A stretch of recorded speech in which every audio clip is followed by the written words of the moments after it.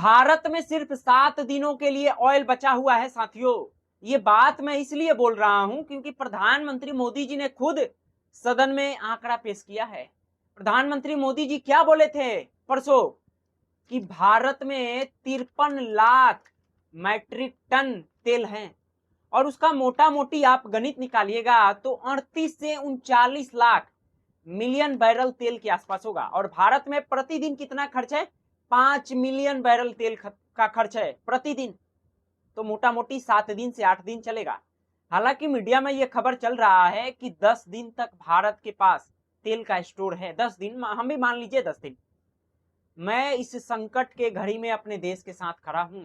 लेकिन मित्रों, सबसे बड़ा सवाल विपक्ष के लोग ये पूछ रहे हैं कि जब घर में आग लग गई है तब ये सरकार बोल रही है कि विपक्ष के लोग हमारे साथ खड़े नहीं हैं, विपक्ष के लोग ये कर रहे हैं, वो कर रहे हैं।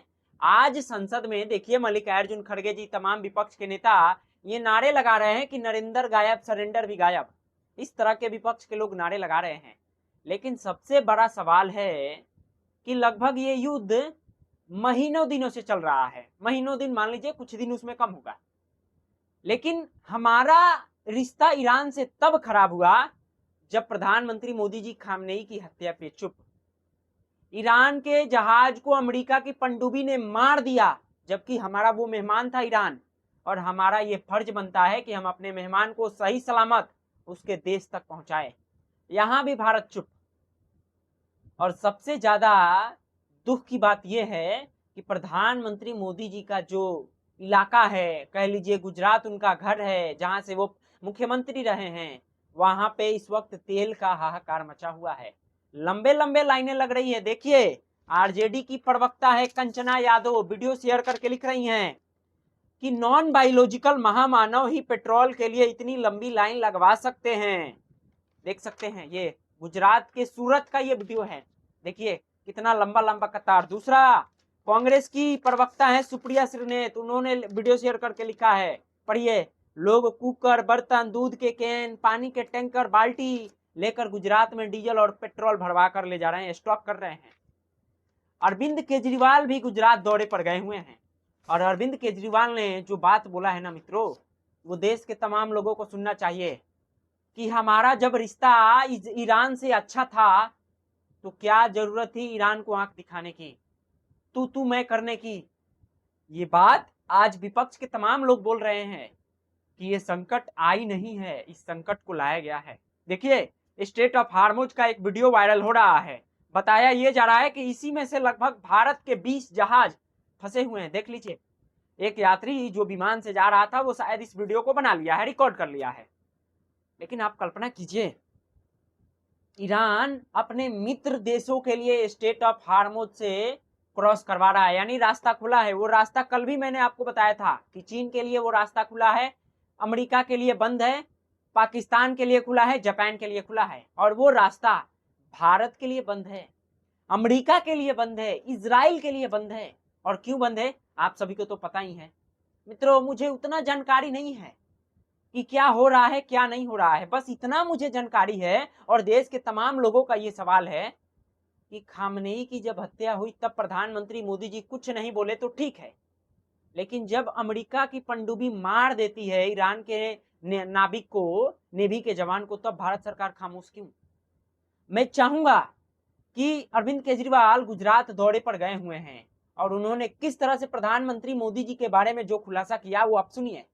जिस तरह से अभी हमें पता चला पूरे गुजरात के अंदर हर पेट्रोल स्टेशन के ऊपर लंबी लंबी लाइनें लगी हुई हैं, पैनिक बाइंग हो रहा है पूरी तरह से। और जो स्टेटमेंट प्रधानमंत्री जी ने संसद में दिया उसमें उन्होंने खुद कहा कि आने वाला समय जो है वो बहुत कठिन है।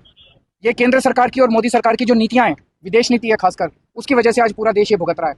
क्या जरूरत थी उनको युद्ध के एक शाम पहले नेतन्याहू को जाके गले लगाने की क्या जरूरत थी? इजराइल जाने की क्या जरूरत थी? ट्रंप की गुलामी करने की क्या जरूरत थी? पूरे देश को ट्रंप की कदमों में रखने की क्या जरूरत थी? ईरान हमारा पुराना दोस्त था, ईरान से दुश्मनी कर ली। आज हमारा कोई भी जहाज वहां से गैस या पेट्रोल लेकर, तेल लेके नहीं निकल पा रहा। अगर हम न्यूट्रल स्टैंड रखते, दोनों पक्षों के, हम किसी भी पक्ष के खिलाफ ना बोलते, तो आज हम इतनी बुरी हालत में नहीं होते जो आज हम। इतना अच्छा मित्र था हमारा। अरविंद केजरीवाल भी ये बात बोल रहे हैं, क्या जरूरत थी तू मैं करने की, ईरान को आंख में आंख दिखाने की। उसी का नतीजा आज मिल रहा है।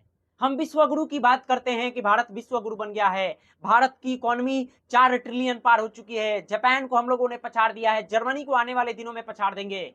इस तरह के जब खबरें चलते हैं मित्रों, तो हमें भी सुकून लगता है, अच्छा लगता है कि भारत आगे बढ़े। लेकिन जब इस तरह से खबर आता है कि भारत के लिए स्टेट ऑफ हार्मोज बंद है, ईरान ने बंद कर दिया है, तो बहुत दुख भी लगता है कि हमारी विदेश नीति कैसी है। कैसी है विदेश नीति? बताया जाता है कि जयशंकर जी बहुत पावरफुल हैं, एकदम तौर तरीके में बात करते हैं, गुस्से भरे लहजे में बात करते हैं, धमकियां भी देते हैं कि हम देख लेंगे, लड़ लेंगे। लेकिन आज क्या हुआ? आज क्या हो रहा है भारत में? देखिए, मोदी जी का जो राज्य है गुजरात, वहीं से बतौर वहां के मुख्यमंत्री रहे, अब देश के प्रधानमंत्री हमारे रहे। मैं अपनी देश की आलोचना नहीं कर रहा हूं मित्रों, मैं तो पूछ रहा हूं, देश के तमाम लोग ये बातें बोल रहे हैं कि आखिर वो प्रधानमंत्री मोदी जी का 56 इंच का सीना कहां है? प्रधानमंत्री मोदी जी पार्लियामेंट में ये बात बोल रहे हैं कि अस्वीकार्य है ईरान ने जो कर रहा है। कल प्रधानमंत्री मोदी जी ट्रंप से बातचीत की है, बातचीत का ट्वीट करके जानकारी दे रहे हैं कि हम लोग प्रयास कर रहे हैं कि कैसे भी स्टेट ऑफ हार्मोज के रास्ते खुले, शांतिपूर्वक खुले, शांति का अपील कर रहे हैं प्रधानमंत्री मोदी जी।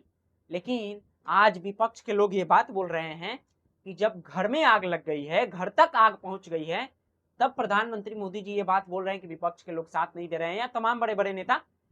मित्रों, आप बताइएगा हमें कि प्रधानमंत्री मोदी जी की असल में कहां पे गलती है? अपना राय हमें जरूर बताइएगा। बाकी इस कार्यक्रम को यहीं तक रखते हैं। नमस्कार, मेरा नाम पवन है और आप देख रहे हैं दी ओरिजिनल भारत।